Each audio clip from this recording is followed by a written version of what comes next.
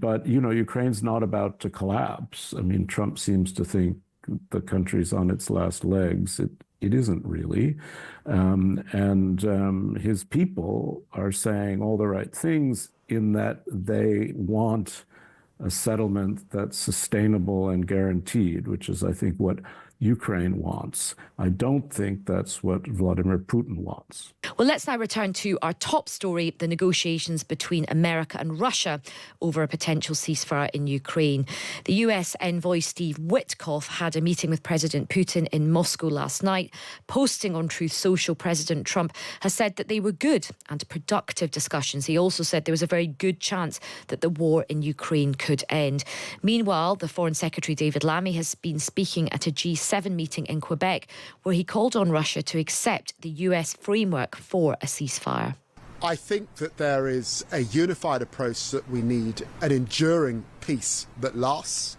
I think that there is unity, that now is the time for a ceasefire with no conditions. Ukraine has set their position out. It is now for Russia to accept it.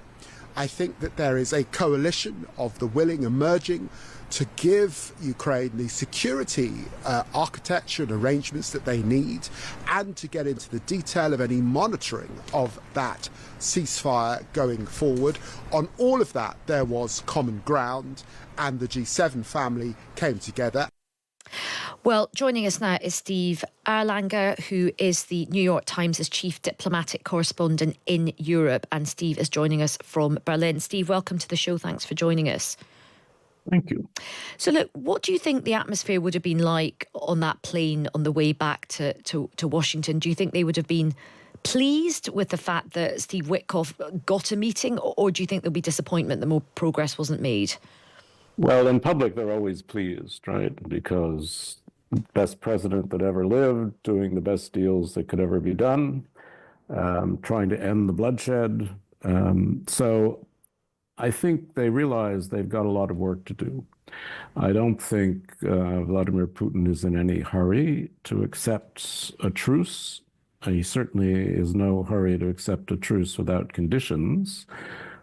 He's trying to walk this line of saying, yes, it's a great idea, and Trump's brilliant, and thank you, Mr. Trump, for working on this, which everyone has to do. Even Putin has to bend the knee just a little bit. But I see no real sign that this is about to happen, particularly when Putin talks about his conditions for a ceasefire, which would include no rearmament of Ukraine during that time. And then he keeps talking about, well, he wants a permanent deal. And the permanent deal is not necessarily one that Ukraine would accept. So I think we've got a long way to go. The thing with Trump is there's a lot of sound and fury and a lot of PR. If you remember his first term love affair with Kim Jong-un, where we ended up having this big meeting at Panmunjom and lots of attention, and in the end, Kim didn't play along and Trump lost interest. So I'm not sure that's going to happen this time, because Trump's pretty invested in trying to end the war. But, Ukraine and the Europeans have been trying to support Ukraine and Ukraine's desires to have a defensible settlement. And obviously what you heard from Lammy was this effort by the Europeans, Macron as well, to convince Zelensky to say yes, yes, yes to Trump. So the onus is put on Putin, because Trump's general view is Putin's right and Zelensky is a terrible person. And I think Trump kind of buys Putin's narrative. So if they can put Putin in Trump's crosshairs as being the one resisting this great, enormous ceasefire, then I think, that seems to be the strategy. We'll see how well it works. And I think you're absolutely right in that, particularly after the pretty disgraceful scenes we saw in the White House Oval Office a few weeks ago with President Zelensky, that very heated discussion. We know that Jonathan Powell, who's the British security advisor to Keir Starmer, has sort of been was sort of sent to help Zelensky and work with Zelensky. and you're right, there does seem to be a sort of strategy that, Ukraine at the moment is very much, not rocking the boat, being very sort of constructive, as you say, to sort of put the ball in Putin's court.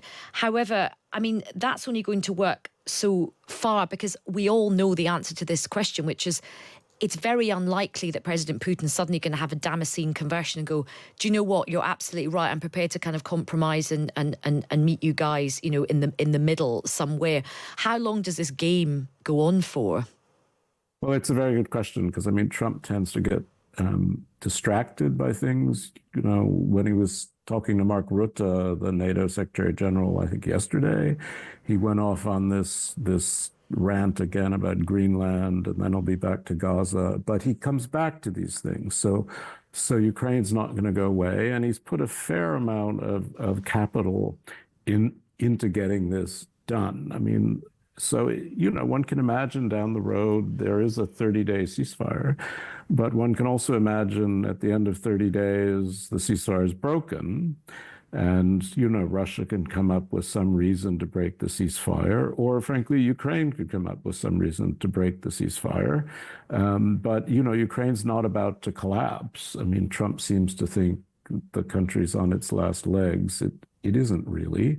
And his people are saying all the right things in that they want a settlement that's sustainable and guaranteed, which is, I think, what Ukraine wants. I don't think that's what Vladimir Putin wants. And, we're at the moment, we're very much sort of focusing on what are the sort of, how can we all sort of persuade Donald Trump to help move Russia into the right place, even though it may well be that at the end of the day, Russia just is not for budging, and President Putin, shock horror, can't be trusted on this stuff.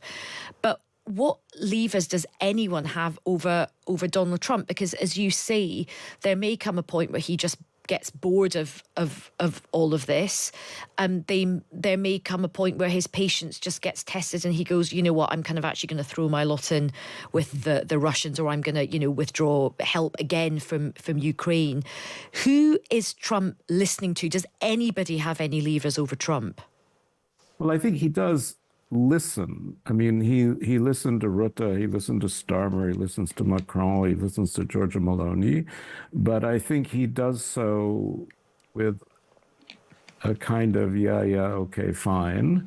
I mean, I think his general view is, I want to stop the fighting, I want to stop the bloodshed, and then Europe, however you define Europe, including Britain, of course, it's your problem. You pay for the Ukrainians, you help them defend themselves. Even Rutte, the other day started speaking again of the so-called porcupine model, which was an old idea of the former NATO Secretary General Rasmussen, which is the best defense for Ukraine isn't, since they're not going to get into NATO, certainly not anytime soon, is to create a Ukraine that is so strong internally and has so much weaponry and is so well trained that Russia wouldn't dare to invade again. But that's expensive, and that's long term. I mean, that's forever. So it's a really complicated moment. I know the Europeans are trying to come up with a plan, Starmer, Macron, the others, to bring to Washington to say, okay, this is how we can give security assurances to Ukraine. This is what we're prepared to do, and this is what we need from you, Mr. Trump, in terms of American air cover and so on. But I'm not sure Trump's going to buy that. Yeah. And I'm not sure Putin's going to buy it. I don't know why Putin would accept having European troops inside Ukraine when he doesn't want Ukraine inside NATO. Yeah, and Lavrov has already been has been quite spiky about that. And look, final question to you, Stephen. What's the view of all of this in America? Because, of course, in Europe, we're like obsessed about it. It dominates our entire sort of waking hours in terms of us journalists, and we're reporting on it nonstop. What's the view in America? Do people care about this in America? Well, they do. I mean, here, obviously, in Europe, it is a serious strategic question. I mean, it's a serious risk, and you have a Russia that's militarizing. There's no guarantee it's going to stop in Ukraine, even if it suddenly conquers Ukraine. There's Moldova, there's Kazakhstan to worry about. There's worries about testing NATO's collective defense commitments. So there's a lot in Europe to worry about. I think it's helpful that the Germans have now come up with this deal to spend a lot more money on defense. I think this matters. But in America, they do, in general, they support Ukraine. They really don't like Russia and Putin, and they do like NATO, and they do like Europe. So I think in a way, Trump is cutting across a general American view that Europe good, Russia bad. So we'll see how long this will last.